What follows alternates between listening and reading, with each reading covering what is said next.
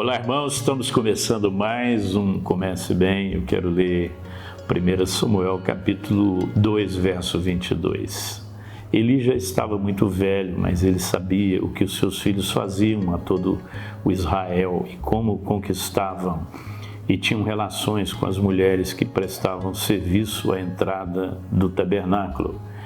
Então ele lhes disse: por que vocês fazem essas coisas? De todo o povo tenho ouvido o mal que vocês têm praticado. Parem com isso, meus filhos. Tendo ouvido o povo do Senhor falar coisas terríveis a respeito de vocês, eu tenho ouvido. Quando um homem pecar contra o outro homem, os juízes o julgarão, mas se o homem pecar contra o Senhor, quem intercederá por ele? Porém, seus filhos não deram atenção ao que ele lhes dizia, porque o Senhor já tinha decidido matá-los. Texto pesado, né, irmãos? Mas tão importante e tão real para os nossos dias, né? Ele era um sacerdote e, como sacerdote, ele tinha mais do que os outros homens e as outras famílias. Ele tinha a obrigação de conduzir a sua casa da maneira correta. E a Bíblia diz que os filhos de Eli faziam o que era mal e ele não os disciplinava por isso. Ele apenas dizia: olha, o que vocês estão fazendo é muito ruim, mas ele não disciplinou os filhos como ele deveria. E o resultado, irmãos, é que os filhos de Eli foram mortos. O Senhor matou os filhos de Eli. Por que eu estou lendo esse texto? Nós vivemos dias difíceis, né? E muitas famílias não se reúnem, não avaliam, não oram sobre a condição espiritual da sua casa. E a Bíblia diz que nós temos que acender a luz da nossa casa. Está lá em Mateus capítulo 6, no Sermão do Monte. Ele diz: ninguém acende uma lâmpada e coloca debaixo do alqueire.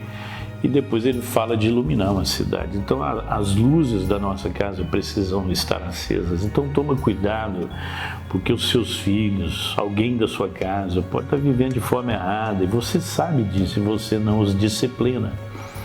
E isso é perigoso para ele, perigoso para a sua casa, para a sua família. Então, busque exercer o sacerdócio na sua casa, como fazia Jó, né? A Bíblia diz que Jó acordava de madrugada e ele oferecia sacrifício a favor dos filhos, caso algum dos filhos tivesse pecado contra o Senhor, pudesse ser perdoado. Então, não é que havia alguma coisa errada, mas ele fazia isso de maneira precavida, né? Então, é assim que Jó conduzia a sua casa.